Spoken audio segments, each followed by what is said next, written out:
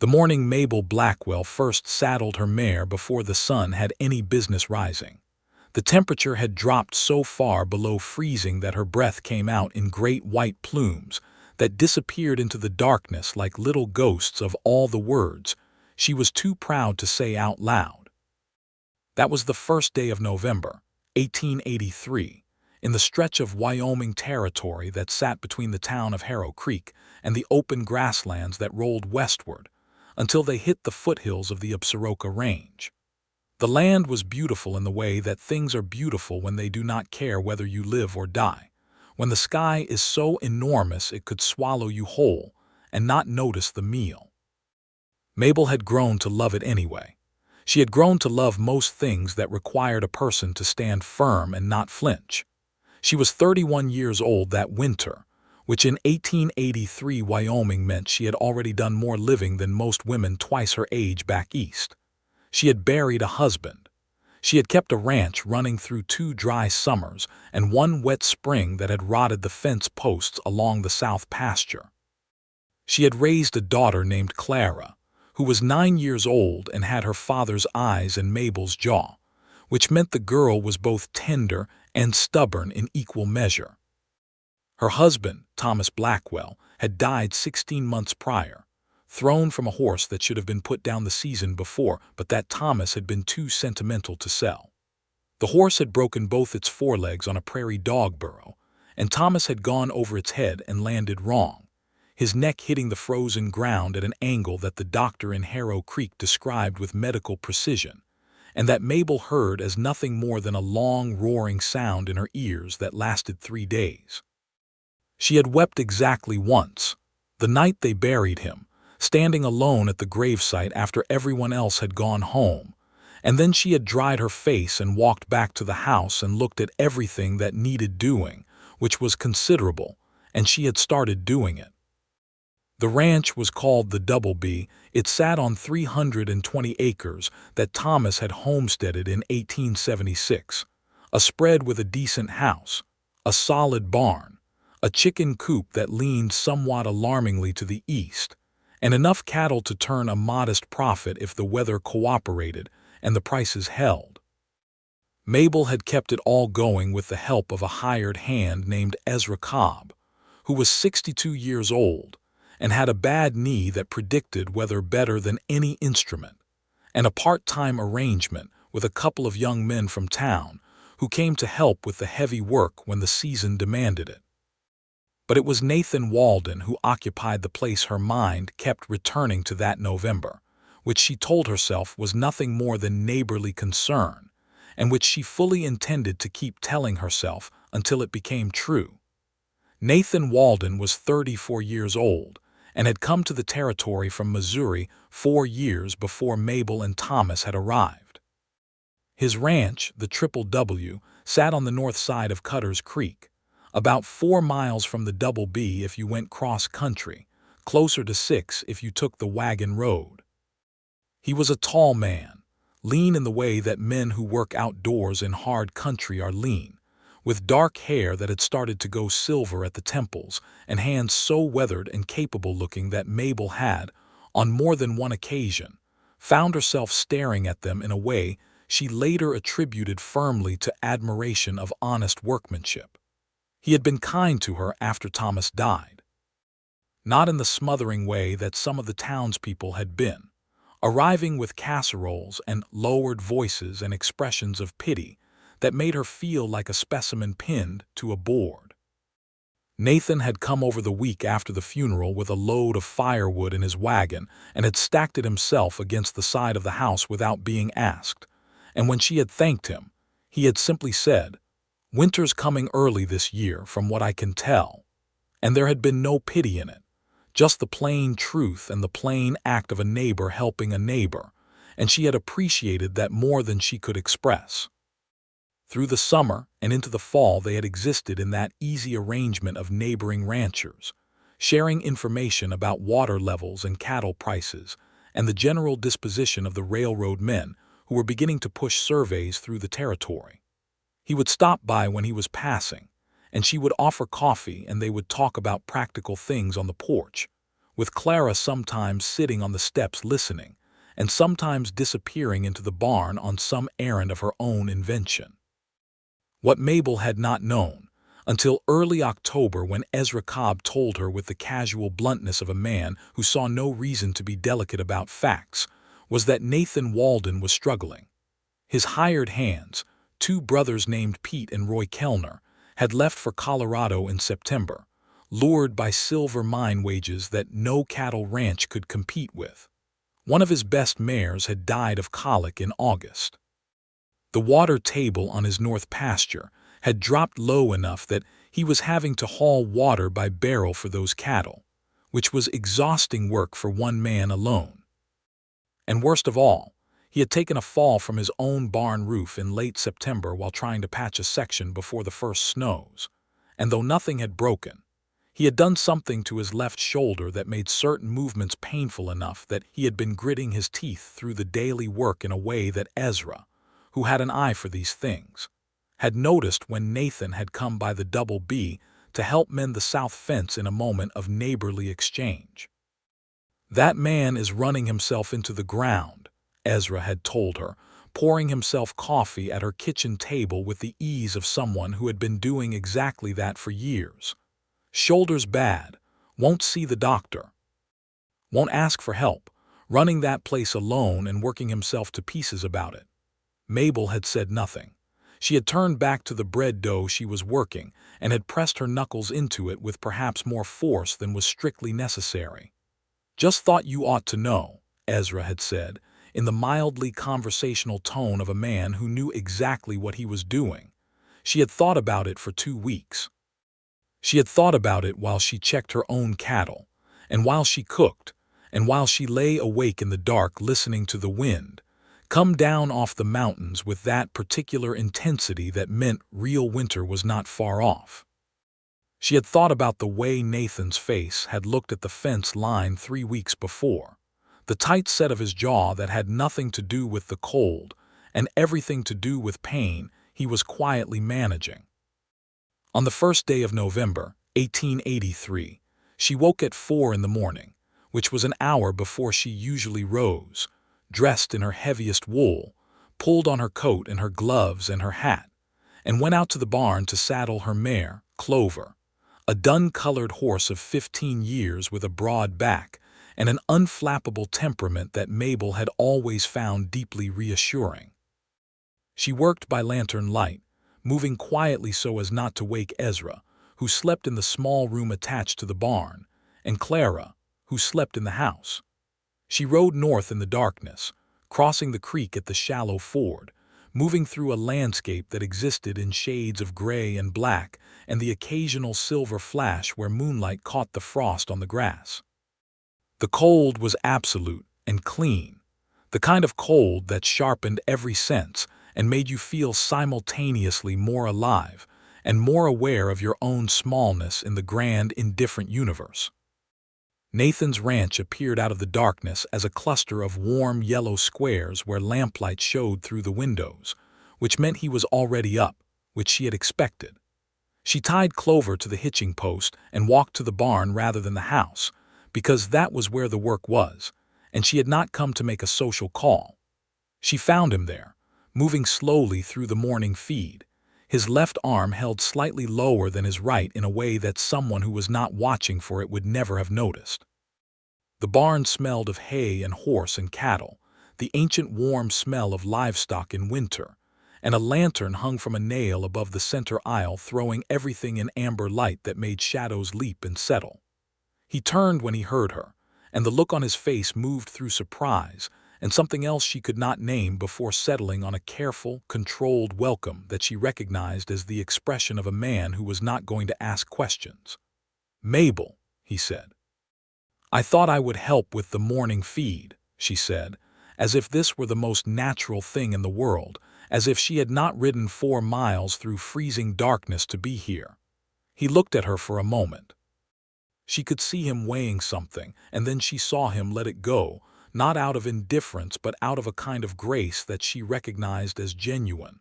"Second stall needs water," he said, "buckets by the door." And that was how it began. She came back the next morning and the morning after that. She did not announce her intention to continue. She simply appeared, in the darkness before sunrise, in the barn, and they worked together through the morning chores with a quiet efficiency that grew easier each day as she learned his rhythms, and he learned to trust that she would be there. They did not speak much at first, which suited both of them. There was comfort in the shared work, in the way two competent people can move around each other in a space and accomplish things together without needing to explain themselves. Ezra Cobb, for his part, noticed her absence every morning and said nothing about it. He simply adjusted his own morning routine to check on Clara, making sure the girl had breakfast before the school wagon came through, and he never once looked at Mabel in a way that suggested he was keeping score of her comings and goings. She was grateful for this without acknowledging it, which was the way gratitude often worked between people who had been neighbors a long time. Clara, when she noticed that her mother was leaving before sunrise, asked once where she was going.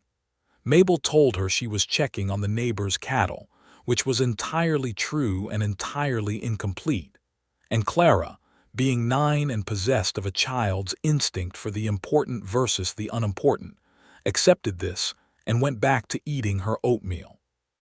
The rest of the town of Harrow Creek, insofar as it had opinions about Mabel Blackwell, which it very much did, was occupied through most of November with its own winter preparations, and the general business of surviving in a territory where the weather made no accommodations for human preference.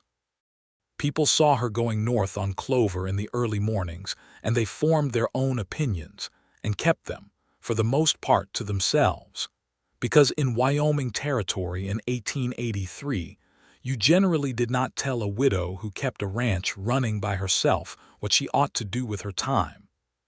Particularly not a widow who had Thomas Blackwell's service revolver on her hip and the direct gaze of a woman who had decided some time ago that other people's opinions were an insufficient reason to change her course. There was one exception. Her neighbor to the south, a woman named Georgia Alcott, who had been in the territory nearly as long as anyone and who fancied herself a keeper of social standards, made a remark at the general store in the second week of November that reached Mabel's ears by the reliable mechanism of small-town communication, which was to say it traveled through 3 different women and arrived slightly changed, but with the essential judgment intact. The remark was something to the effect that it was one thing to be a good neighbor, but another thing entirely to be riding to a single man's ranch every morning before the world was awake, and that Mabel ought to consider her reputation and her daughter's impressions. Mabel heard this and felt a brief hot flash of anger that she cooled into something quieter and more purposeful. She went to the general store the following afternoon, bought the flour and salt and nails she needed, and when Georgia Alcott appeared at the end of the aisle with an expression that combined curiosity and self-satisfaction in a way Mabel found particularly irritating, she met the woman's eyes directly and said, pleasantly, "Georgia, Nathan Walden has a bad shoulder and no hired hands, and his water barrels need hauling every other day. If you'd like to take some of the morning shifts, I'm sure he'd be glad of the help." Georgia Alcott had opened her mouth and closed it twice before finding the response that the situation demanded, which was a tight smile and a sudden need to examine the fabric bolts at the far end of the store. Mabel paid for her goods and went home, and did not think about Georgia Alcott again for the rest of the winter. She was thinking about Nathan instead. Not in a way she was ready to name or examine directly, but in the persistent, involuntary way that a thing you are trying not to think about keeps returning, keeps presenting itself like a horse at a gate. She thought about the mornings in the barn, the way he moved through the cold with a deliberateness that said he was in more pain than he showed, and the way he had started, by the second week, to talk more. Not about himself, not directly, but about the land and the cattle and the peculiar beauty of winter mornings in Wyoming when the light came up blue and pink over the eastern ridge, and turned the frost on the grass into something that looked briefly like silver before the sun burned it off. She thought about the morning she had arrived to find him outside in the pre-dawn cold, trying to haul a water barrel one-handed, because his shoulder had locked up overnight from the cold, and how she had walked up and taken the handle without a word, and hauled it herself while he walked beside her, and did not say thank you with his mouth, but said it with his eyes in a way that went straight past her defenses, and settled somewhere in her chest where she had been trying very hard not to feel things. She thought about how he laughed. He did not laugh often, but when he did it was genuine, starting somewhere deep before it reached his face, and she found herself, with some regularity, saying things that she calculated might produce that laugh, which was a thing she recognized, with a mixture of exasperation, and something she was not ready to call delight, as a form of flirting so subtle it barely qualified, and yet. One morning in the third week of November, they were working side by side repairing a section of stall wall that had warped and cracked in the cold, and she was holding a board in place while he drove the nails, working with his right arm while his left hung at a careful angle, and in the act of turning to pass him another nail, she found herself closer to him than she had intended. Close enough that she could see the silver in his dark hair quite clearly, and the lines beside his eyes that had been put there by years of squinting into harsh light and cold wind, and she thought with a clarity that surprised her that he was a very good-looking man, which she had noticed before in the abstract way you notice facts without attaching them to feelings, but which now arrived with somewhat more weight. He looked up at the same moment, and for a second they were very close and very still, and then she passed him the nail and he drove it in, and they both went back to the board, and neither of them said anything. But something had shifted, as quietly and permanently as a fault line settling. He came to have supper at the Double B for the first time in late November, which was her doing. She invited him on a Tuesday morning in the barn, saying simply that she had made more stew than she and Clara and Ezra could eat, and he was welcome to come eat it. And he had looked at her for a moment with that considering expression, and then said yes, and she had ridden home feeling a lightness in her chest that she examined with more suspicion than was probably warranted. Clara took to him immediately, and with the uncalculating directness of a child who had decided she liked someone and saw no reason to conceal it. She showed him her drawings, which she produced from a worn leather folder she kept under her bed, and which were remarkably accomplished for a 9-year-old, horses and mountains, and the particular scrubby line of the cottonwoods along the creek. He looked at each one carefully and told her they were good, which was an adult assessment, not a condescending one, and Clara heard the difference and beamed at him with a warmth that made Mabel's throat tighten in a way she had not expected. Ezra, for his part, had cooked the biscuits with particular care, and had found his second-best shirt without being asked, and when he shook Nathan's hand at the door, he held it half a second longer than usual with the satisfaction of a man who has been waiting for something to happen and is pleased to see it beginning. Nathan stayed 2 hours after supper. They sat at the kitchen table and talked, really talked, in a way that the barn mornings had been building toward without her realizing it. He told her about Missouri, about the farm his family had kept there, and why he had left, which was not a dramatic story but a quiet one about a man who had looked at the map of the country and felt a pull west so strong that staying felt like a kind of dying. She told him about Ohio, where she had grown up, and about meeting Thomas at a dance when she was 20 and following him here at 23 with Clara newly born, and more faith in the future than any strictly rational accounting would have supported. She mentioned Thomas without the terrible careful weight she had been carrying around his memory since the funeral, and this surprised her.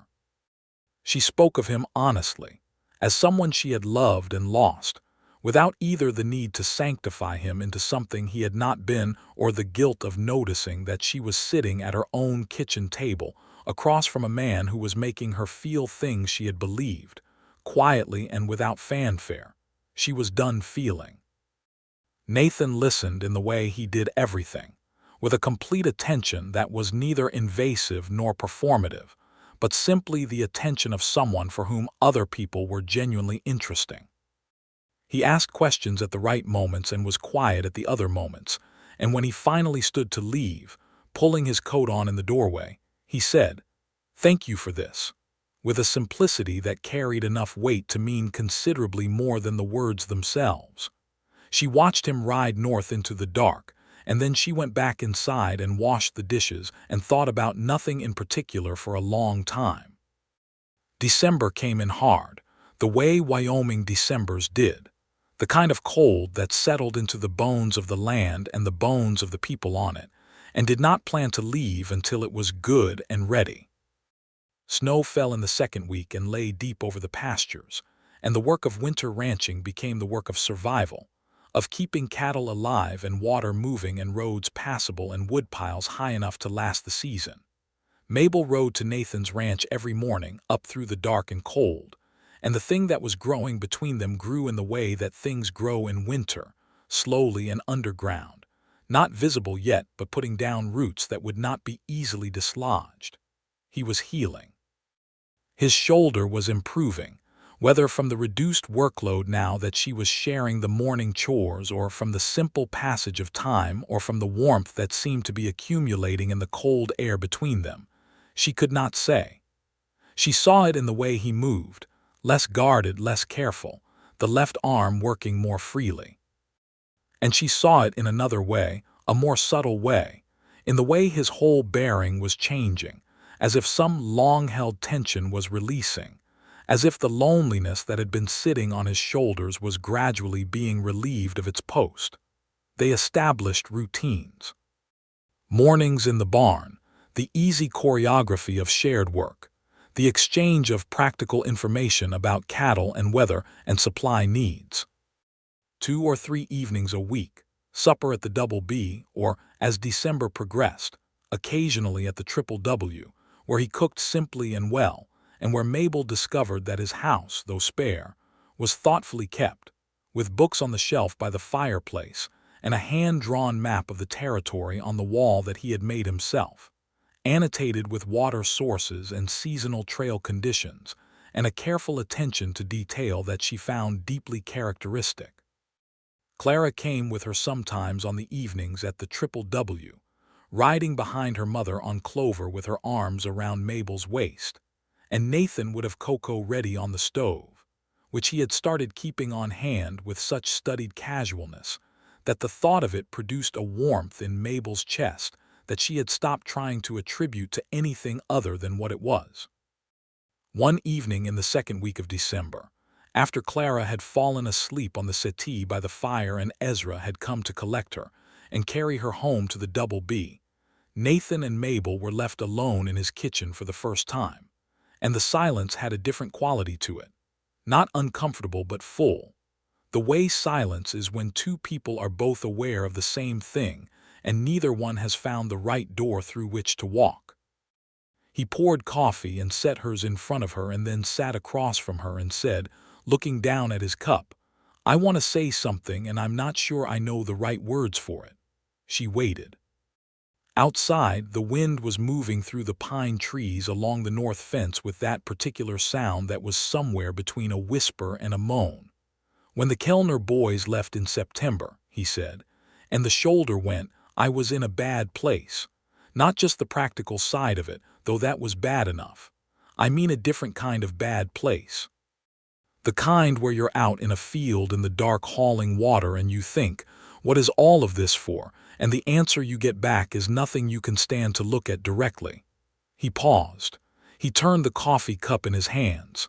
"And then you started coming," he said. "And I didn't ask why because I was afraid that if I asked, you'd have a practical reason and the practical reason would be the only reason, and I didn't want to know that yet." Mabel looked at him across the table. The lantern light was warm and the fire snapped quietly in the other room, and outside the wind moved through the pines. "It was not only a practical reason," she said. He looked up then. His eyes in the lantern light were a deep brown that she had noticed before without ever having the occasion to look at them quite this directly, and what she saw in them made her breath come slightly differently. "I figured that," he said, "but it's good to hear it." They sat for a while longer in the new quality of silence that the exchange had created, which was warmer and had more life in it than the silence before. And when she rode home that night through the snow-muffled dark, Clover picking her way carefully along the creek bank, Mabel felt something she had not felt in a long time, not since before Thomas had died, not since before the grief had settled over her life like a second winter. She felt the very specific and unmistakable sensation of looking forward to tomorrow. She came the next morning as she always did, and he was already outside when she arrived, standing at the gate of the barn with 2 cups of coffee, steam rising off them into the cold morning air, handing her one as she dismounted with a naturalness that made her chest ache pleasantly.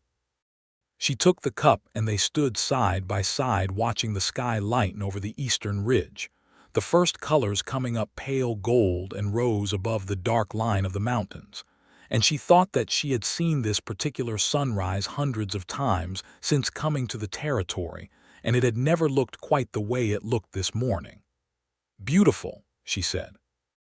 "Yes," he said, but he was looking at her when he said it, and she looked at him, and he did not look away, and she did not either. And the coffee steamed between their gloved hands, and the sky turned gold above the white fields, and everything felt, briefly and powerfully, exactly right. She let herself think about him openly now, which was a relief after weeks of strategic avoidance. She thought about the particular shape of his smile, which was slow and started on the left side. She thought about the way he had looked at Clara's drawings, with genuine respect, and about how that meant something about the kind of man he was, the kind who took small things seriously. She thought about his shoulder, and felt the protective anger of someone who has decided that a person they care about should not be in pain. She thought, in the long nights when the wind pressed against the walls of the house, and the fire burned low, and Clara slept in her room down the hall, about what it might mean to not be alone, not in the desolate way she had been alone before November, but in the particular and tender way of having someone who was looking forward to seeing you the same way you were looking forward to seeing them. It frightened her, which she considered honest and appropriate. She had lost one person she had built a life with.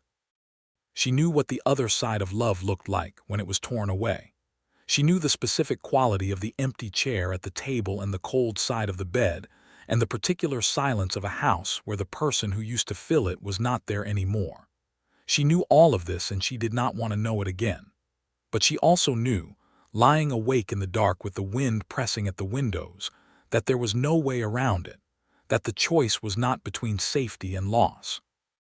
The choice was between living in the fear of what might happen or living in what was actually happening, which was this winter and these mornings and this man who had coffee ready before she arrived and who looked at the sunrise while she was looking at it too.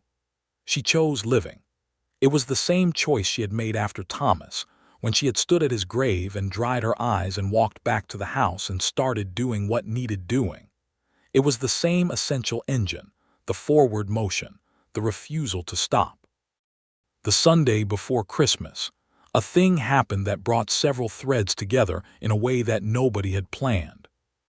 There was a church social in Harrow Creek, an annual event that served as the town's collective acknowledgement that they had made it this far through winter and might yet make it the rest of the way. Mabel went with Clara and Ezra, and Nathan was already there when she arrived, standing near the stove in the church hall in conversation with Doc Harriman and the land agent Mr. Foss. And he saw her come in, and something crossed his face that she was sure was visible to everyone in the room, though she hoped, for the sake of both their dignities, that it was not. The social involved pie and singing, and a great deal of the social maneuvering that small communities engage in when they are packed together in a warm room in cold weather, and have few enough people that everyone's business is effectively everyone's business. Georgia Alcott was there, maintaining a careful distance from Mabel that suggested she had accepted the rebuke of 2 weeks prior without having entirely processed it. The Harrow Creek schoolteacher, a young woman named Miss Pratt, had organized a children's performance that Clara was part of, and Mabel sat in the audience watching her daughter sing "O Holy Night," with 6 other children in varying states of musical confidence, and felt the ordinary joy of it so keenly that her eyes filled, which had more to do with the accumulated emotions of the past several months than with the specific music. Nathan found the seat beside her during the singing and sat there without fanfare, and their shoulders were very nearly touching. And when Clara hit the high note in the second verse with an assurance that surprised even Mabel, he turned to her with a look of genuine delight, and they shared a smile that felt private in the middle of the crowded room. After the social, in the general milling about and harnessing of horses and wrapping up of children against the cold, Georgia Alcott appeared at Mabel's elbow with an expression that Mabel had to respect slightly, because it was clearly costing the woman something. "Your girl sings beautifully," Georgia said. "Thank you," Mabel said. "I may have been," Georgia paused, rearranging the words in her mouth, "less charitable than I should have been last month about your mornings." Mabel looked at her. Georgia was a woman who had her own difficulties, a husband who drank more than was good for him and a son who had gone to Denver 3 years ago and not come back, and she had her reasons for the sharpness she sometimes turned on other people. Mabel knew this and felt it now. "Winter's hard," Mabel said simply. "We help where we can." Georgia nodded tightly and turned away, and Mabel counted that as the end of it. Nathan walked her to Clover at the hitching post, Clara already dozing against Ezra's shoulder on the buckboard. The night was clear and cold, stars brilliant and numerous above the black shapes of the buildings, and he stood close in the cold and said, quietly so only she could hear, "I want to ask you something." She waited. "I've been wondering," he said, and then he paused, and she could see him marshaling himself the way he did when something mattered, the slight deepening of the lines around his mouth. "I've been wondering what you want, for the future, not in a practical sense. I know what you want practically. You want the double B to run and Clara to be well and the cattle to come through the winter. I mean the other kind of wanting." She looked up at him in the starlight. The horses shifted at the rail and breathed clouds of white into the cold air. "I want the same things I used to want," she said, carefully, "before I stopped letting myself want them." "And what are those?" he asked, and his voice was low and careful, and she could hear that her answer mattered to him in a way that was both thrilling and humbling. "Someone to share it with," she said. "The land, the seasons, the mornings." He nodded slowly, looking down at her, and then he reached out and took her gloved hand in his gloved hand, just that, nothing dramatic, just the pressure of his hand around hers in the cold, and she let him. "I'd like to be that," he said. "If you'd let me, I'm not in a hurry. I know it's complicated and I know it takes time, but I want you to know that's what I want." "I know," she said. "I've known for a while."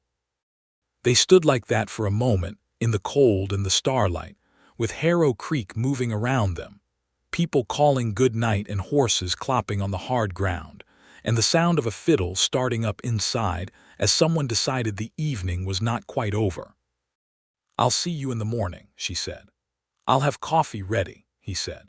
She rode home with the reins loose in her hands and the stars brilliant above her and the feeling of his hand, even through 2 layers of glove, still present on her palm. Christmas came, and with it a proper blizzard that arrived on the 23rd and deposited 18 inches of new snow by Christmas morning, and made the road between the double B and the triple W something only a person on horseback could reliably navigate. Mabel brought a small Christmas meal to Nathan's ranch on Christmas afternoon, packed in the saddlebags. A roasted chicken that she had killed and dressed the day before and kept frozen in the cold of the root cellar overnight, cornbread and sweet potatoes, and a tin of molasses cookies that Clara had helped make and had decorated with a seriousness of purpose that Mabel found both endearing and slightly exhausting. Clara came with her, and the 4 of them, because Ezra had ridden over separately with a bottle of whiskey, and the explanation that Christmas was not a day for sitting alone, ate together at Nathan's table in a way that felt, with a poignancy that Mabel did not fully trust herself to examine, like a family. Not Thomas's family, not the family she had built and lost, but something new, something with its own shape and its own warmth, fitting itself together with the particular naturalness of things that are meant to be. Nathan had a gift for Clara, which neither of them had planned for or warned her to expect, and when he brought it out from behind the woodpile where he had apparently been hiding it, a small wooden horse carved with considerable skill and painted a dappled gray, Clara held it against her chest with an expression of pure transparent joy that made Mabel turn briefly away and look out the window at the snow, because there was too much feeling in her chest for anyone else to see just at that moment. She had brought him something too, smaller, a pair of good wool gloves she had knit herself in the evenings over the past 3 weeks, plain and practical, and made to fit the hands she had spent months watching work in the cold. He turned them over in those hands and looked at them, and then at her with an expression that said he understood perfectly what they represented, which was that she had sat in her house in the evenings and thought about him and made something with her hands for the specific purpose of keeping him warm, and that this was not a small thing. "Thank you," he said. In that simple way he had that meant considerably more than the words. "Your gloves had a hole in the left palm," she said, which was true and was also not the point, and he knew it and she knew he knew it, and they sat down to Christmas dinner in the snow-muffled silence of his house with the fire high and the lanterns lit, and Clara telling them both about the carved horse's name, which she had decided was Sterling, with the absolute authority of a child who has made up her mind. The new year arrived as New Year's in Wyoming Territory arrived, with a cold that did not care about the date, and a landscape that looked the same on January 1st as it had on December 31st, white and enormous and beautiful in its indifference. Mabel saddled Clover before sunrise on New Year's Day as she had on every other day that winter, and rode north through the dark. But something was different now. The question that had been unspoken between them through November and December had been spoken, and it sat in the air between them with a comfortable certainty, like a fact that both parties have acknowledged and are now integrating into their understanding of the world. They were something. They did not have a word for it yet, not one they had said out loud in full daylight, but it was there and they both knew it was there, and they moved around it with the careful happiness of people who have found something they did not expect and do not want to break. He kissed her for the first time in the middle of January, on a morning so cold that the hinges on the barn door had frozen overnight, and they were standing together in the thin new light working oil into them to loosen them up. She said something funny, she could not afterward remember what, something about the hinges having a strong objection to the morning temperature, and he laughed that deep, genuine laugh, and she looked up at him laughing, and he was looking at her at the same moment. And the laugh quieted, and he reached up and brushed a strand of hair from her face that had come loose from her braid in the wind, and then he kissed her, carefully. In the cold morning air with oil on their gloves, and the horses moving in their stalls behind them. She kissed him back with a certainty that surprised her in its depth, as if something that had been waiting a long time had finally been given permission to be what it was. They stood in the cold for a moment after, foreheads almost touching. "I've been wanting to do that since October," he said. "October," she repeated. "What happened in October?" "You came to the fence line to help me mend the south boundary," he said. "You brought a post hole digger and you used it like you'd been doing it your whole life. You did not ask if I needed help, you just helped." She thought about that day. She had not known at that moment that anything significant was happening.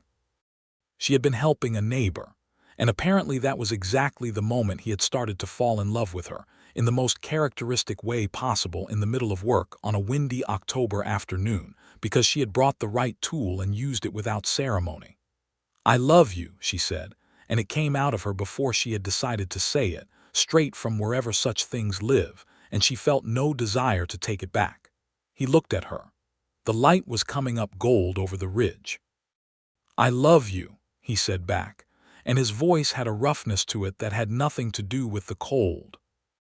She rode home that morning through the January cold, and the world looked the same as it had looked the morning before, white and immense and indifferent, and she felt absolutely lit from the inside. She told Clara first, because Clara deserved to know, and because she had been watching this unfold with the interested patience of a child waiting for something she had already decided would be good. They were washing dishes after supper on a January evening, and Mabel said carefully that she had feelings for Nathan Walden, strong ones, and that she wanted to know how Clara felt about that. Clara put down the dish she was drying and looked at her mother with Thomas's eyes, brown and steady. "He's good," Clara said. "He looks at you the way you look at your good horses, like you're really glad they're yours." Mabel stared at her daughter for a moment. "That is a very perspicacious observation for a 9-year-old, she said. "What does perspicacious mean?" Clara asked.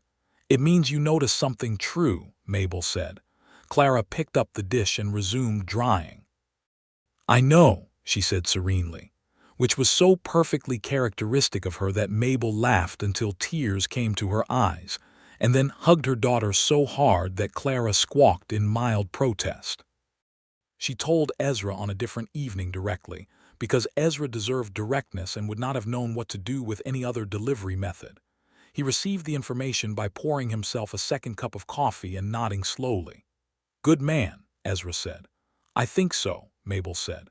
"Tom would have thought so too," Ezra said, which she had not expected and which hit her somewhere old and tender, and she nodded and looked at the fire for a while and then nodded again. "Yes," she said. "I think he would have." February brought a thaw and then a new cold and then another thaw, the kind of weather that convinced you spring was thinking about arriving, and then changed its mind with a petulance that made you question its seriousness. Nathan's shoulder had healed considerably, and he had hired a new hand, a young man of 20 named Caleb Hughes who had come from Nebraska with a year's ranching experience and an eagerness to learn that made up for the gaps in his knowledge. The ranch was running better, the practical crisis of the fall having been resolved through the combined effort of winter and two people who had decided to face it together.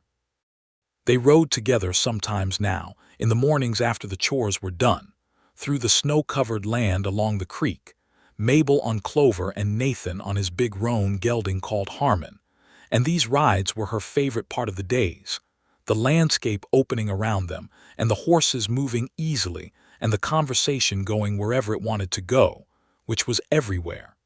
She learned things about him in these rides that the barn and the kitchen had not delivered. She learned that he had a younger sister in Missouri, named Alina, to whom he wrote every few weeks, and who had been after him for years to come back east or to find a wife, whichever came first. She learned that he had briefly considered going to law school before the West had presented itself as the more interesting option, which she found funny and perfectly consistent with him. This man who had made a hand-drawn map of the territory and annotated it with seasonal water sources.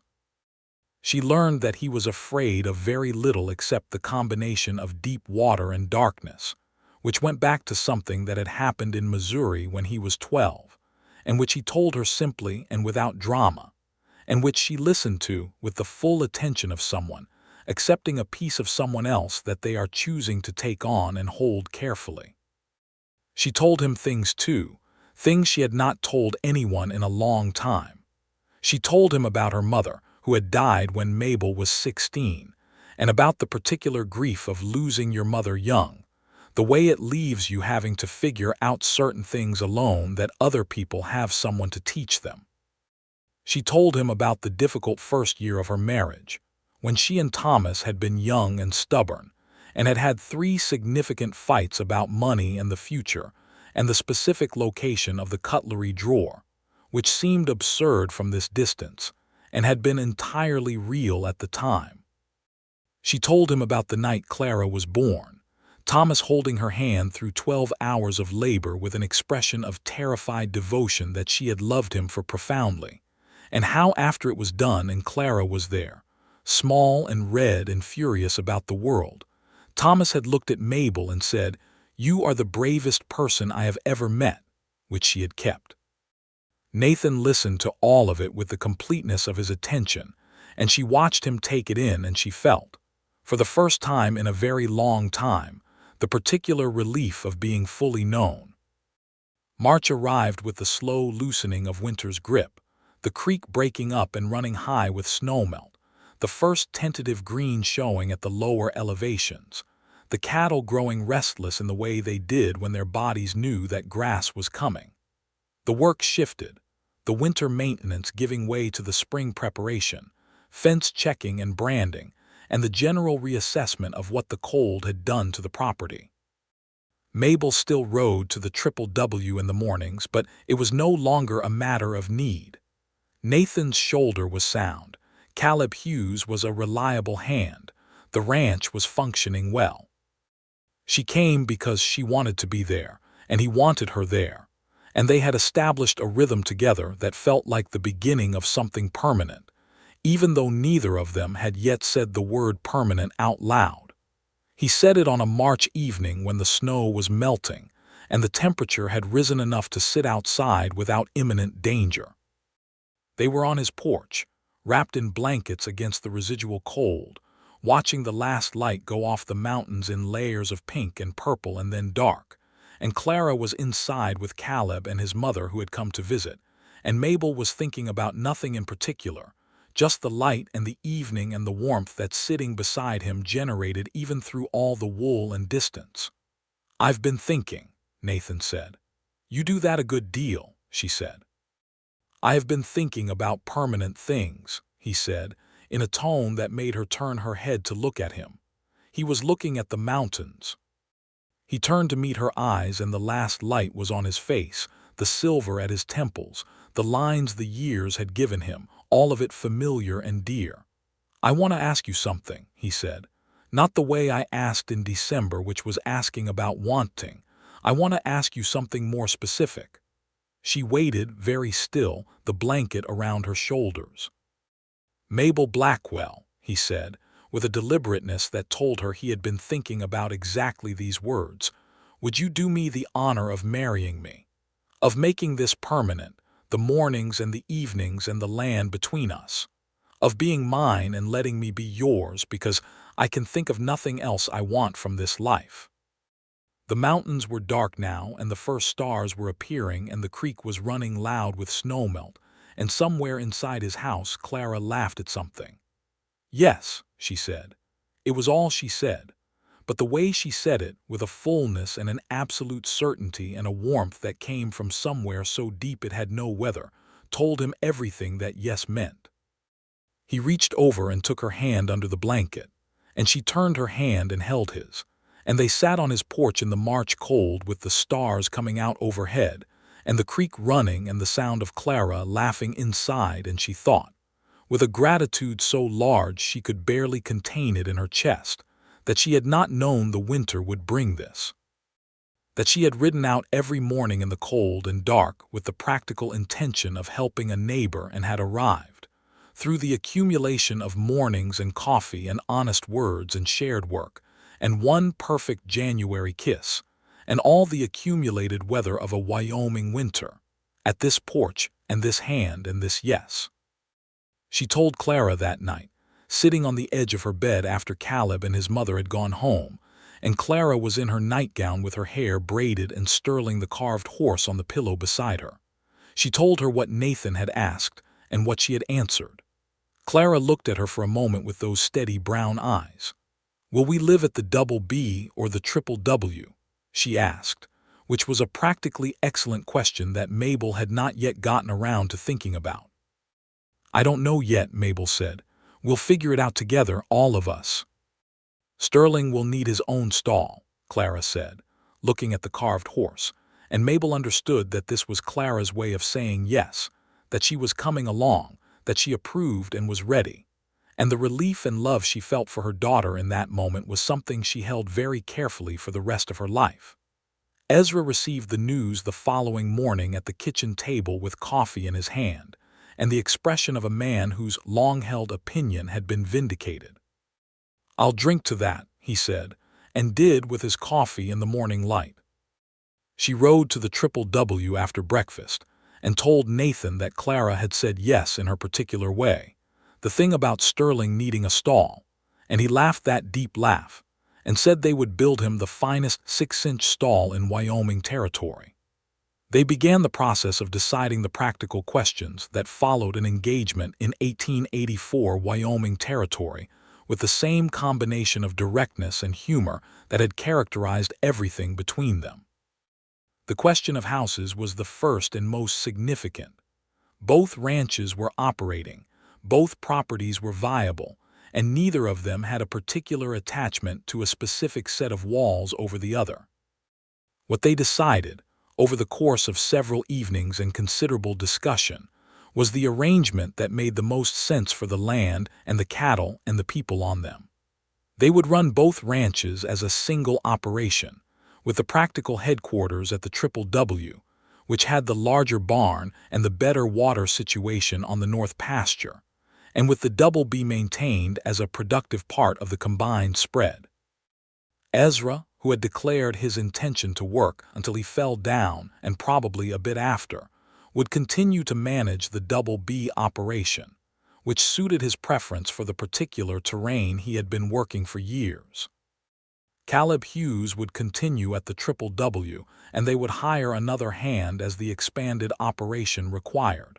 The Double B would stay in Mabel's name, which Nathan suggested first and which she appreciated deeply. "It's yours," he said simply. "Thomas built it and you kept it, and it's Clara's inheritance. That stays yours." They were married in May, when the grass was green, and the cottonwoods along the creek were showing their new leaves. In the Harrow Creek church with half the town in attendance, and Clara as the proudest small bridesmaid in Wyoming Territory, wearing a dress that Miss Pratt had helped Mabel make in the evenings over the preceding 3 weeks, and carrying a bunch of early wildflowers with the seriousness of ceremony. Mabel wore her best dress, which was not a bridal gown in the formal sense, but was the finest thing she owned, a deep blue wool that she had bought the previous autumn before she had any idea the winter was going to go the way it went, and which fit her well, and which Nathan, when he saw her come through the church door on Ezra's arm, looked at with an expression that was not about the dress at all. The ceremony was simple, and the words were the words people had been saying to each other for centuries, but they had a weight that afternoon that made Mabel's voice steady when she said them, and that made Nathan's eyes bright with something she had never seen there before and which she recognized, with the authority of a person who has studied that face all winter, as the specific look of a man who is exactly where he always wanted to be. After, there was food and music and dancing in the church hall, and Clara danced with Nathan in a way that was serious and earnest, and that made everyone who saw it feel the particular tenderness of watching a child decide to trust a new person with her heart.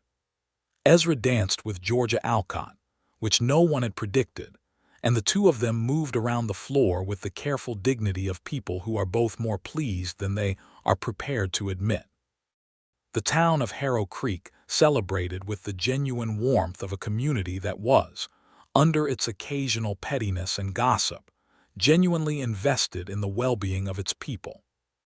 Doc Harriman gave a toast that mentioned Nathan's shoulder, which he had finally visited about in February, and which the doc announced was structurally sound, and should give no further trouble if the man continued to allow his wife to help him when she offered, which produced laughter, and which Nathan received with the equanimity of a man secure enough to find the truth funny. They moved Mabel's things to the Triple W in the days after the wedding, which was a project that involved more books than Nathan had expected, more kitchen equipment than the kitchen had room for, and one very significant item, which was Clara, who arrived in the wagon with Sterling in her arms and immediately went to inspect the arrangements with the critical eye of a new resident assessing the quality of her accommodations. She approved them. Particularly, she approved the room that Nathan had prepared for her, which he had done in the weeks before the wedding with a quiet thoroughness that Mabel had not known about until Clara walked in and found the wooden chest he had made for her drawings, sanded smooth, and with her name carved into the lid. Clara ran her fingers over the letters of her name and looked up at Nathan with an expression that was all Thomas's eyes and all Mabel's jaw, tender and certain at once, and she said, "Thank you," and then she hugged him around the waist, and he looked over her head at Mabel with an expression that made Mabel press her hand briefly to her mouth and look at the ceiling. The combined operation of the Walden spread, as people in Harrow Creek began to call it, though Mabel privately continued to think of it as the double B and the triple W, and was not particularly inclined to give up either name, ran through the spring and into a summer that was kinder than either of the previous 2 years had been. The rains came at reasonable intervals, the grass was good, the cattle prices held, and the practical satisfaction of 2 functioning ranches operating as one was considerable. Mabel still rose before sunrise most mornings, which Nathan had accepted as fundamentally her nature and not something that was going to change. She saddled Clover and rode out in the dark to do the first check of the cattle, which were now combined herds running on both properties, and Nathan was usually awake by the time she returned, coffee made, the kitchen warm, sometimes already out with Caleb doing the barn work. They had found their new morning rhythm, which was different from the winter rhythm, and yet carried the same essential quality, that of 2 people moving through shared work and shared days with the ease of something that has had enough time and enough honesty to settle into itself.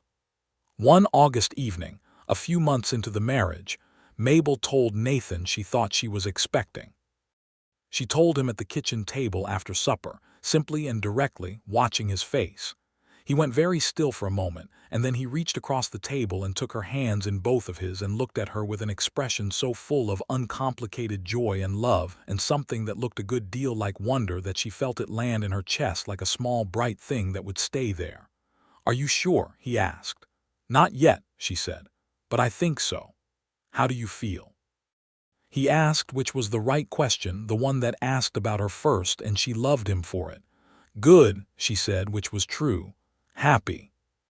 He came around the table and sat beside her, and she leaned against him, and they sat in the warm kitchen in the August evening, with the crickets going outside, and the windows open to the summer air, and the sense of the life that was accumulating around them. The ranch, the girl down the hall with her drawings and her carved horse, and this new thing that was beginning. Clara took the news of an impending sibling with the philosophical equanimity of a child who has adjusted to several significant life changes in the past year, and concluded that she is generally capable of handling what comes. She had some questions about sleeping arrangements and whether the baby would touch her drawings, which were addressed to her satisfaction. Ezra, when told, said nothing at all for a full half-minute and then said, "Good," in the voice of a man who has arrived at a conclusion that has been long in coming and is entirely satisfied with the result. The pregnancy went well through the fall. Mabel continued to work at the pace that had always characterized her, with the practical adjustment of not riding when the doctor suggested she not ride, and accepting help with the heavier tasks with a grace that Nathan noticed and appreciated, because it told him that she trusted him, that she had stopped needing to prove her self-sufficiency to him, and had allowed the partnership to be a partnership. November came again, a year since she had first saddled Clover in the dark and ridden north to check on a neighbor, and she rode in the morning still, carefully, and at a slower pace, across land that was now wholly hers in a way it had not been the November before, hers and Nathan's and Clara's, and soon enough a new person's who did not yet have a name. She came back from a morning ride on a November day much like the one a year before, the grass frost-silvered, and the sky pale and enormous, and Nathan was standing at the gate of the barn with coffee, as he had stood so many mornings now, and she dismounted and took the cup and they stood side by side in the cold, and he said, not looking at her but looking at the frost on the grass with the slight smile that started on the left side, "Do you remember the first morning you came? In the dark before sunrise a year ago?" "Yes," she said. "I watched you come across the field," he said. "I saw you coming from the window before I went out. It was still dark and there was Clover coming across the white field and I thought, there she is, which was a very strange thing to think before I had any right to think it." She looked at him. The morning light was coming up gold. "There she is," she repeated. "There she is," he said, and turned to look at her with a warmth that had not diminished from the first morning to this one, but had only deepened, acquired layers, become the kind of warmth that is built from days and seasons and the accumulation of all the particular mornings of a life shared.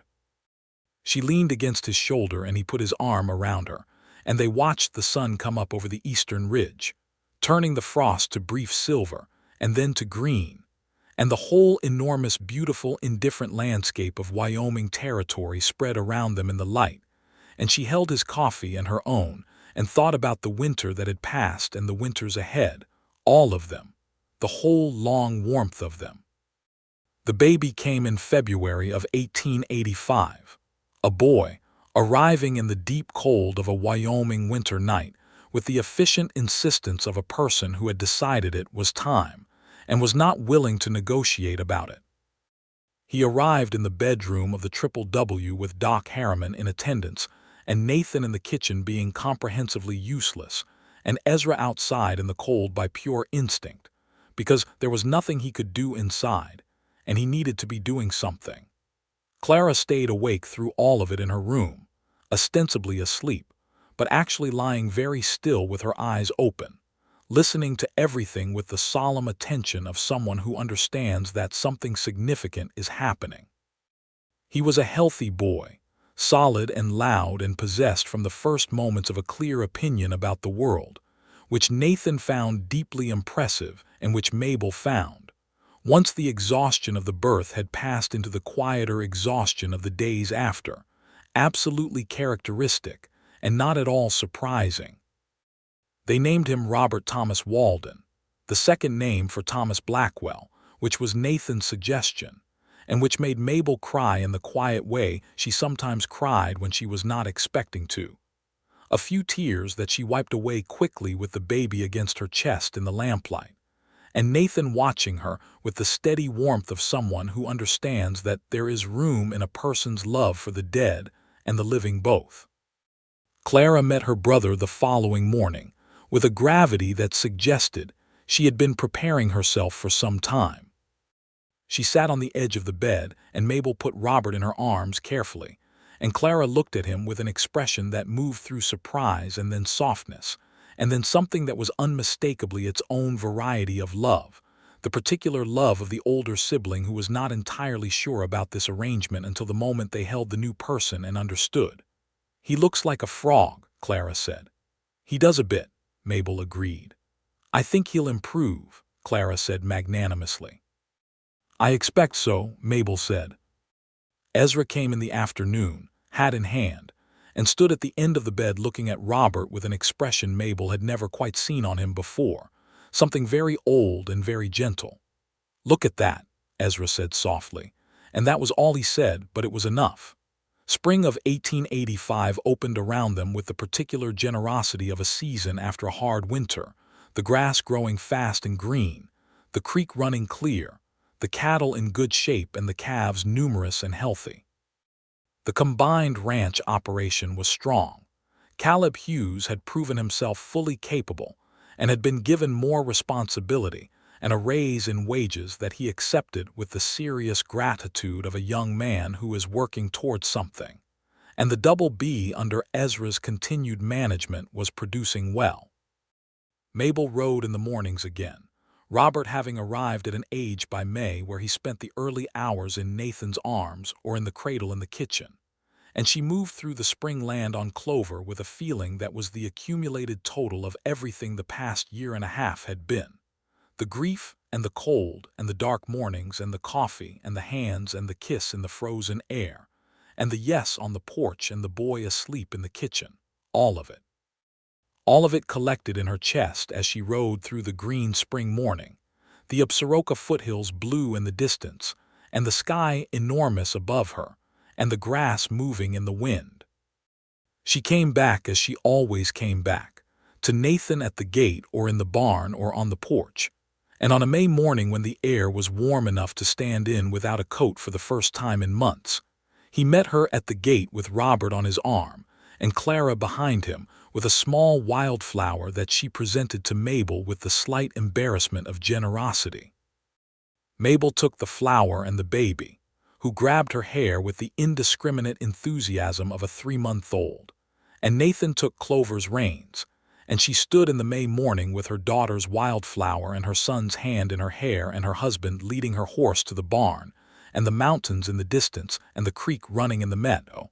And the feeling she felt was one she would not have been able to name with any precision, but which was composed, in roughly equal measure, of gratitude and presence and love, not the frightened love she had once known, the love that knew how quickly it could be taken, not the careful love of someone who has learned to guard against loss, but the open love, the kind you ride out into every morning before sunrise, the kind that does not calculate its risks because it has decided that the risk is worth every cold, dark mile. She walked toward the porch and the morning opened around her, yellow and green and enormous, and everything that needed doing was ahead of her, and everything that she needed was already hers. And in the distance the mountains stood blue and permanent and utterly indifferent, the way they had always stood, as beautiful as anything that does not care whether you live or die. And she felt, against all of that indifference, the very specific and warming truth that she cared, that Nathan cared, that Clara and Robert and Ezra and even Caleb Hughes and the whole wide impossible land they lived on were tended to and cared for, and that this tending, this showing up in the cold and the dark, and the beautiful early morning was the whole of it, the whole of what a life was for.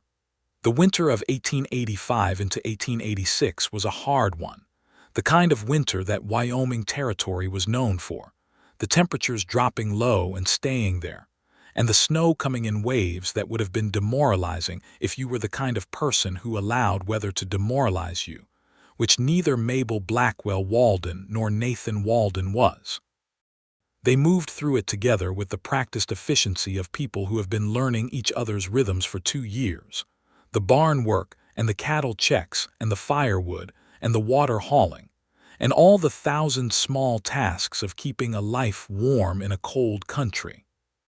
Robert, who was a year old by Christmas and had graduated from the cradle to a small bed that Nathan built with the same careful skill he brought to everything, was a solidly happy child who treated the cold as interesting rather than objectionable, and who had Clara's determined jaw in miniature, which Mabel found deeply satisfying. Clara had turned 11 in the fall and was at the age where she was expanding into herself, growing into the person she was going to be, which was already clearly going to be someone considerable. Her drawings had progressed to a level of skill that Miss Pratt had shown to the county schooling supervisor with the frank assessment that Clara Blackwell, which was how the school record still listed her, pending her own preference about the matter, had a talent that was not common and should be encouraged. She showed them to Mabel with the careful nonchalance of someone who cares very much what you think and is protecting themselves in advance against the possibility that you will not be impressed. Mabel was always impressed because the drawings were always impressive, and she said so directly, which was what Clara needed. One January evening of that second winter, they were all 4 in the main room of the Triple W, the fire high and the wind going outside and Robert asleep in his bed, and Clara at the table with her charcoals, and Nathan reading to Mabel from a newspaper that had come in the mail 3 weeks late, as they often did. News of the territory and the wider world arriving with the charming irrelevance of events that have already been resolved by the time you hear about them. Nathan put the paper down and looked at Mabel where she sat mending socks on the settee, the firelight on her face, and he thought, not for the first time, that she was the most beautiful thing he had ever seen, not in any decorative sense but in the sense of beauty that is made of substance and courage and character, and the specific light in a person's eyes when they are entirely themselves. "What are you thinking?" Mabel asked, without looking up from the mending because she had developed a reliable instinct for the particular quality of his silences. "I'm thinking that I'm grateful," he said. She looked up then. Clara did not look up from her drawing, but the slight angle of her head changed, suggesting she was listening. "For what specifically?" Mabel asked. "For that November morning," he said, "when you rode across the field in the dark before sunrise and came into my barn and picked up a water bucket without asking." She looked at him across the room, the fire between them. "I was terrified that morning," she said. "You did not show it." "I never show it," she said, which was true and which they both knew was a characteristic that had both served her very well and cost her something, and which she had been in the course of their marriage, learning to moderate, showing him the fear when she felt it, trusting him to receive it without reducing her in his estimation, which he always did. "Why were you terrified?" he asked. "Because I knew why I was going," she said, "and I knew it was not only practical. And I had been very successfully not feeling things for a year and a half, and I was terrified that if I went, I would start again." "Feeling things," he said. "Yes. Did it work?" he asked. "Starting again." She looked at him. This man she had ridden to in the dark 100 mornings. This man who had handed her coffee in the cold and looked at her daughter's drawings with genuine attention, and asked the right questions, and built a chest with a girl's name on the lid, and suggested they keep her property in her own name, and said "I love you" in a barn in January in the plain, honest way of someone who meant it all the way down. "It worked," she said. He smiled, the slow left-side smile, and she went back to her mending, and Clara's charcoal moved across the paper, and Robert slept in his room down the hall, and the fire snapped, and the wind moved outside, and the land lay white and enormous around them in the dark.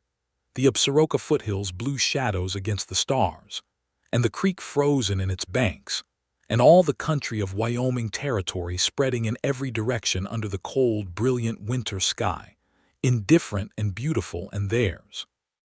The spring of 1886 brought with it the news that the railroad was coming through closer to Harrow Creek than previously anticipated, which would change the cattle trade and the supply situation considerably, mostly for the better. It brought the news that Caleb Hughes had proposed to the schoolteacher Miss Pratt, which arrived at the W as information delivered by Caleb himself, with a combination of pride and terror that Mabel and Nathan received with the warmth of people who are currently inhabiting the destination that Caleb was trying to reach, which was to say they were enormously kind to him about it. Miss Pratt accepted him, as everyone who had been watching the two of them at the various town socials could have told him she would have done 6 months earlier if he had asked. But the fact that he had now asked and been accepted meant there would be a wedding in June and another ranch couple in the territory, and Mabel felt the particular satisfaction of watching a good thing happen from a comfortable vantage. Spring also brought Ezra Cobb's 65th birthday, which Mabel organized a supper for at the B, gathering Nathan and Clara and Robert and Caleb, and his newly affianced Miss Pratt and 3 or 4 neighbors who had known Ezra for years. Ezra, confronted with a table full of people, and a cake that Clara had made with more enthusiasm than precision, was visibly moved in the way of a man who does not often encounter evidence of how much he is valued and does not quite know what to do with it. "You people are a great deal of trouble," he said, which was how he said thank you, and everyone understood it, and Mabel pressed his arm and he covered her hand with his rough old hand, and they stayed like that for a moment while Nathan cut the cake and Clara helped Robert not fall off his chair, and the evening went on around them warm and full. The years that followed were the years of building, the kind of building that is not dramatic but that is the substance of a life. The fence lines and the seasons and the school years and the cattle drives and the letters to Alina in Missouri, who finally, in 1887, came to visit with her husband. A quiet, steady man named Clarence who took one look at the territory and the ranch and Nathan and Mabel and Clara and the small tornado that was 2-year-old Robert, and said to Alina on their second evening that he understood now why Nathan had gone west and stayed. Alina was a warm woman with Nathan's eyes and a directness Mabel liked immediately, and they walked together one morning, the two of them, along the creek in the September light, while Nathan and Clarence and Caleb did something involving a fence and a post driver, and a leaner said to Mabel, looking at the mountains, "He wrote me about you in December, before you were married, before anything was settled. He wrote me a whole letter, and the letter was about the ranch and the cattle prices and the weather, and it was entirely about you." Mabel looked at the mountains. "What did he say?" she asked. "He said there was a woman who rode over before sunrise every morning to help with the chores," Alina said, "and that she did not make it a gift or an imposition, she just came and worked. And he said he thought he was going to be in considerable trouble." "He was," Mabel said. "So were you," Alina said. "Yes," Mabel said. "So was I." They walked on along the creek, and the September light was golden on the water, and the mountains stood blue and enormous in the north. The same mountains that had stood there through every morning she had ridden toward them in the dark. And she thought about that first November morning with a warmth and an affection for her own terrified earlier self. The woman who had gotten up before sunrise and saddled her mare and ridden across the frozen dark because she could not help herself. Because something in her had known before her mind had caught up that there was something worth riding toward. In 1889, Wyoming became a state, which was the occasion for considerable celebration in Harrow Creek, and for a particular pride in the people who had been there through the territory years, who had built the ranches and kept them running through the droughts and the hard winters and the complicated process of making a place livable, who had watched the land change and had tried, not always successfully, to be part of that change in ways that were decent. The question of decency was not always simple in that country in those years. The larger cattle interests and the smaller ranchers were in growing conflict over land use and fencing and water rights, a conflict that would turn serious and ugly in the decade to come. There were people in Harrow Creek and the surrounding territory who had dealt with the indigenous peoples of the region, the Shoshone and the Arapaho, who had been pushed onto reservations with the brutal efficiency of a government that had decided the land was more valuable than the people who had lived on it for generations, in ways that Mabel looked at directly and did not like. She and Nathan had had conversations about this, honest ones, about the injustice of what had been done and what was being done, about the land under their feet and who had loved it before them. Conversations that did not resolve easily because there was no easy resolution to them, only the attempt to see clearly and to act with integrity in the specific daily choices that were available, which meant treating every person they encountered with the same honesty and fairness regardless of origin. It was not enough. They knew it was not enough. But they did it anyway because the alternative was to stop looking, and they had both decided, separately and then together, that they were the kind of people who looked. Clara, who was 14 by the time Wyoming was granted statehood, had opinions about all of it, which she expressed with a directness that occasionally startled adults who were not prepared for a teenage girl to have done serious thinking about territorial law and the rights of indigenous people and the treatment of Chinese laborers on the railroad. Nathan encouraged her thinking, which Mabel observed with a love for him that had a specifically parental quality, the love of watching someone handle your child with the respect her mind deserved. Clara drew a series of sketches that year that were not horses and mountains but people, the people of Harrow Creek and the surrounding territory, the ranchers and the shopkeepers and the Shoshone women she had seen at the trading post, and the Chinese cook at the hotel, and the weathered faces of old men who had been in the territory since before the war. She kept them in the chest with her name on the lid and showed them to Mabel one evening, and Mabel looked at each one carefully and said, "You are going to be an artist." "I already am one," Clara said, which was exactly right, and Mabel said so. Robert, who was 4 in 1889 and had recently become deeply interested in the mechanics of everything, could often be found taking apart and attempting to reassemble anything that could be taken apart, which included 2 clocks, a harness buckle, and on one memorable occasion the latch of the chicken coop, which resulted in an afternoon of chicken recovery that was comic in retrospect and somewhat less so in the moment.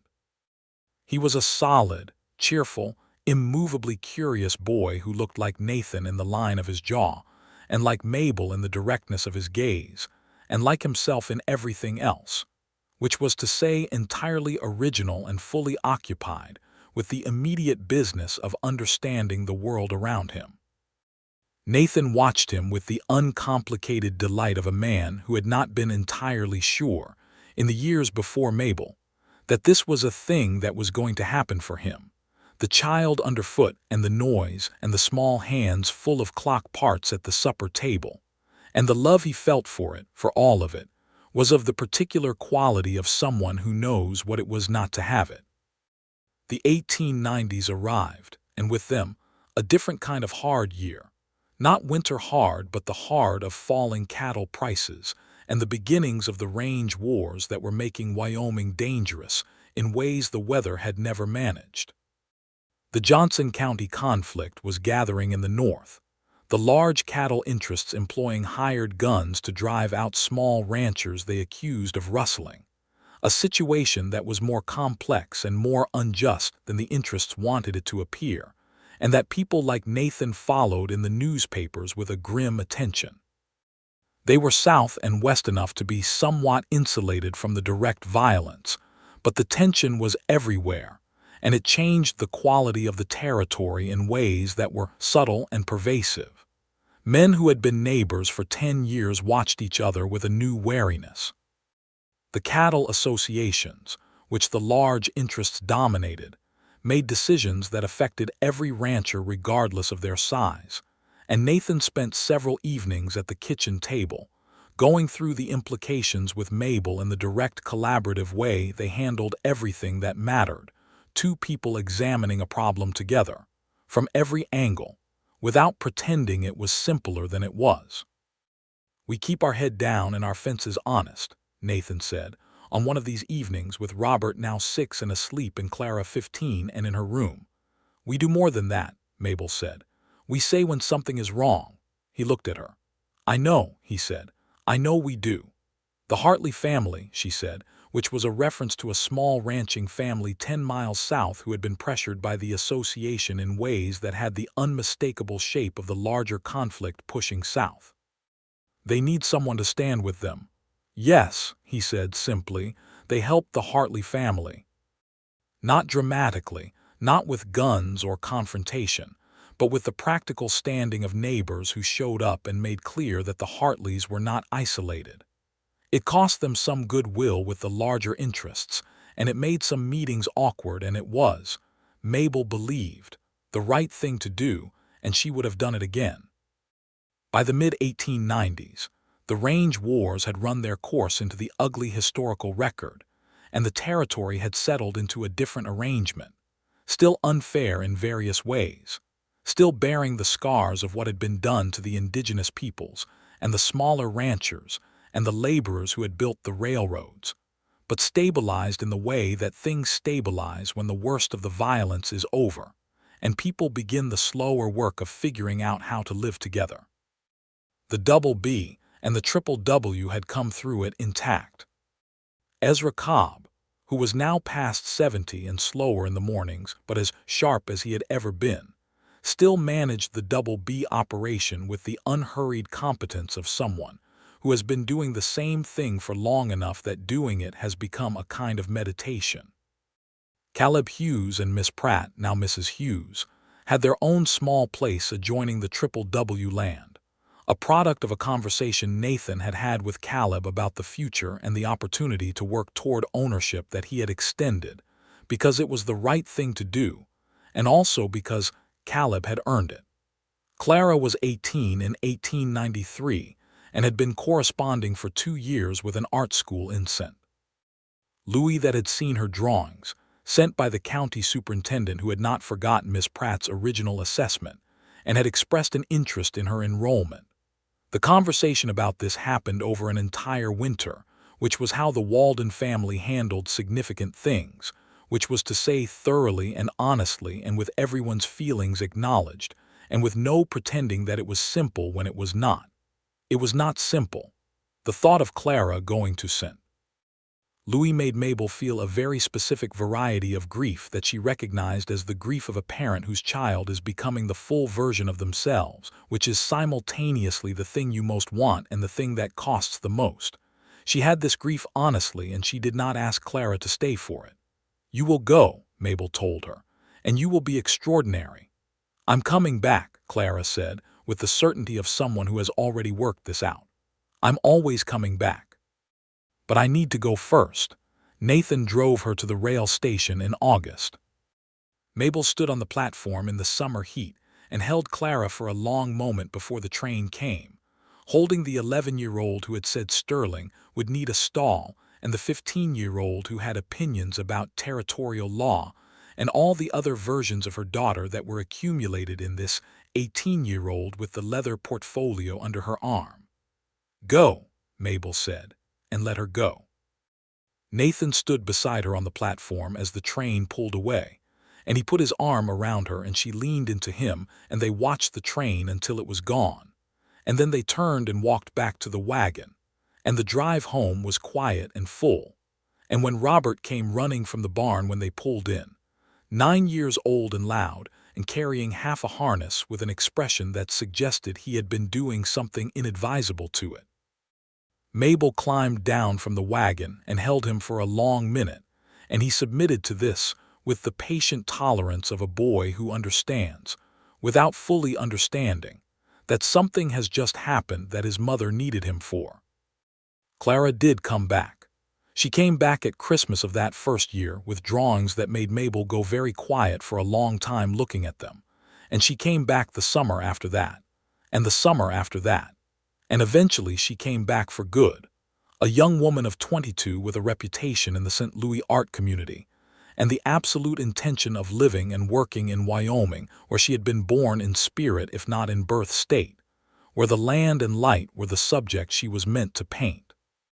She set up a studio in the Double B house, which was by then fully given over to her use, Ezra having retired at last to a small house in Harrow Creek, where his bad knee and his advanced age finally had the accommodation they had deserved for years. She painted the mountains and the creek and the cattle and the people, with the same unsparing, honest attention she had brought to her charcoal drawings at the kitchen table as a child, and people began to come to Harrow Creek specifically to see her work, which was a development that made Nathan proud and Mabel fierce with love. On a morning in October of 1897, which was a morning very like the mornings that had started everything, cold and clear, and just beginning to lighten in the east, Mabel saddled Clover and rode out across the frost-silvered land to check the south herd, as she did most mornings. Clover was 29 now and slower but no less steady, the best horse she had ever owned or would own, and Mabel was 45, and had the look of a woman who has lived her life in the open, the lines of wind and sun on her face, and the straight back and capable hands of someone who has been working the land for 20 years. She rode through the October morning and watched the light come up gold and rose over the eastern ridge, and thought about the first time she had ridden north before sunrise, in the dark, with the cold absolute and her breath making ghosts in the air, going to check on a neighbor and knowing, without being willing to say it, that there was more to it than that. She came back to Nathan at the gate, as she had come back so many mornings, and he had coffee in 2 cups, and his silver at the temples was fuller now, and the lines beside his eyes were deeper, and he was the most beautiful thing she had ever seen, in the way that things are beautiful that have mattered for a very long time. "You're back early," he said. "South Herd is fine," she said, taking the coffee. "Everything is fine." They stood side by side in the October morning, with the frost burning off the grass in the new light, and the mountains blue in the north, and somewhere behind them in the house Robert was getting up and causing whatever benevolent disruption a 13-year-old boy caused on a school day morning, and somewhere across the field Clara's light was on in the Double B. the early morning light of a person who rises early to work in good light. And Ezra was in his Harrow Creek house, probably being stubborn about his breakfast. Everything was fine.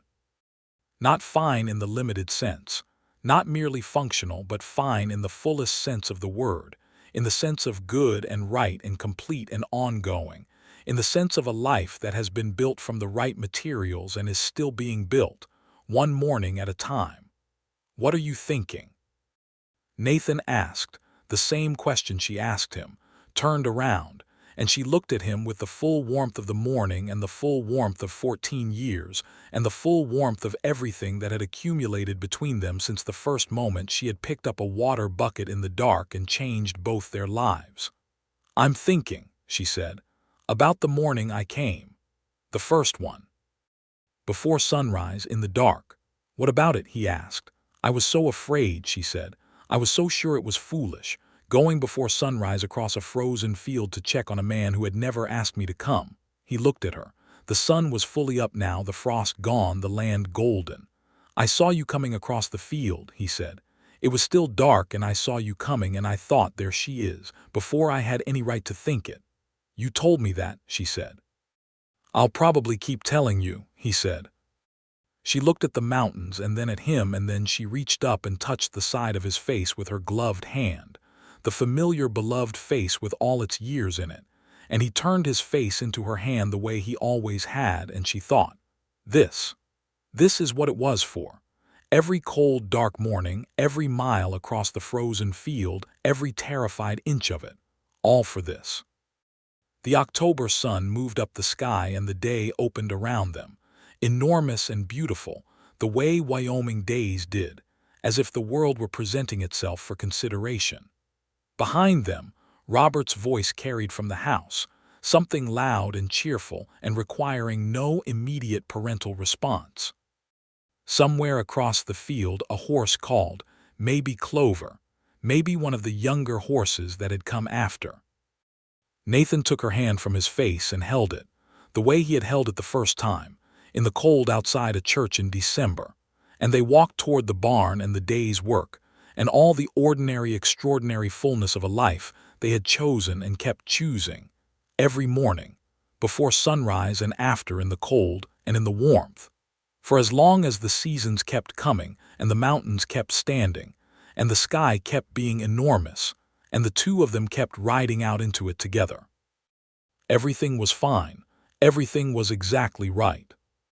The last thing Mabel thought, walking through the gate with Nathan's hand in hers and the October morning opening above them in all its golden, indifferent glory, was that she would do it again. Every mile of it. Every dark morning. She would saddle her horse before sunrise and ride across the frozen field, and she would do it again and again for all the winters that remained, because what was waiting on the other side of the cold and the dark was everything, was all of it, was this.